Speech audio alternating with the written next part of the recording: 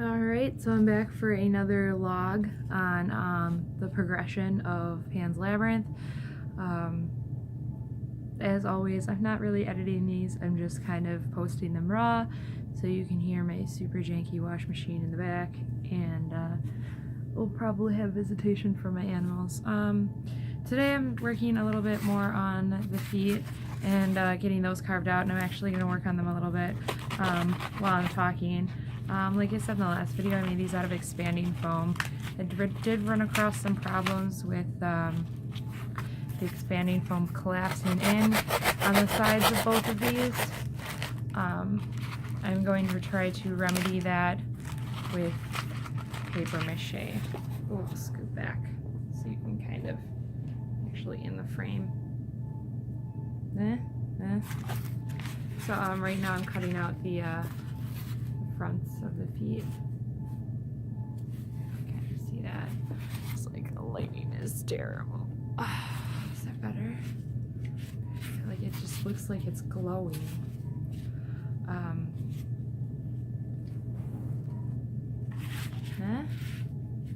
No.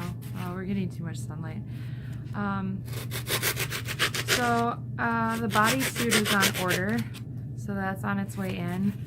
We finished the duct tape body cast of Amber Lee, which is my model who's going to be playing the fawn. I started working on getting my timelines put together. I am hoping to get a small teaser trailer put together.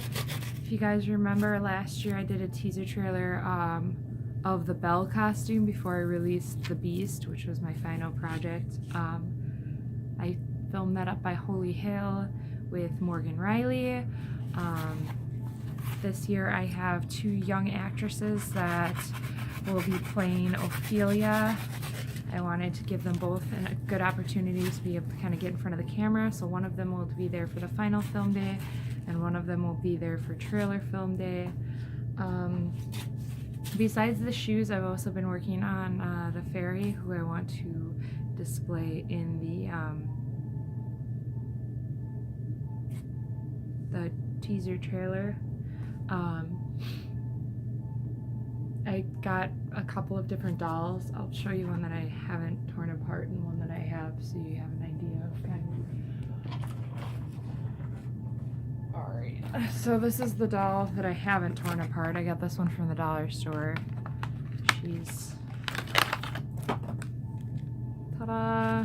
I didn't think I'd play with Barbies again in a very long time, but here we are. I'm not sure if I'm going to use this one. I ended up going to Goodwill and finding a different doll that was shaped so much like the fairies in the movie. This one I was going to pop the head off of and put a new head on if I used her.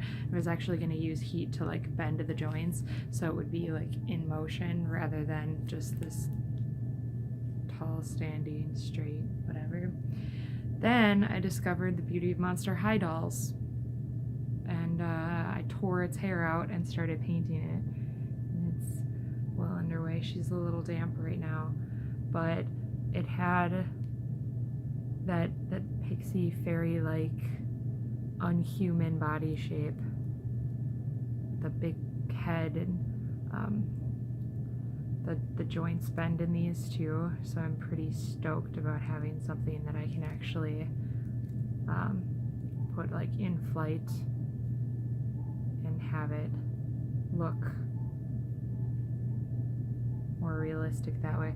I am going to figure out how to extend the ears to make them pointy and pixie-like.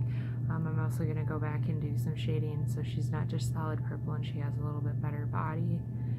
And then I'll be putting in wings. Then they'll be hung from fishing lines so they kind of look like they're flying.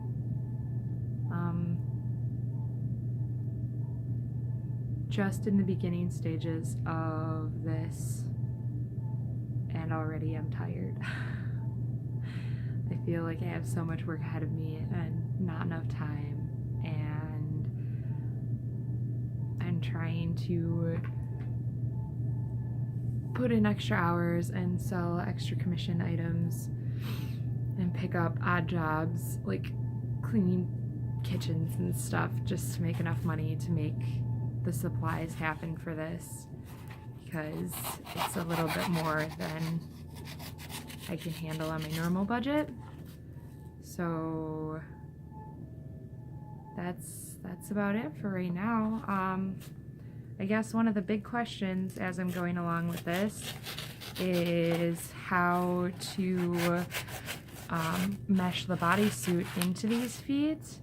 And oh, my other 90s babies will appreciate this. You remember those like saddle strap, I don't know what they were called, those pants that had like the elastic band at the bottom that went around the arch of your heel?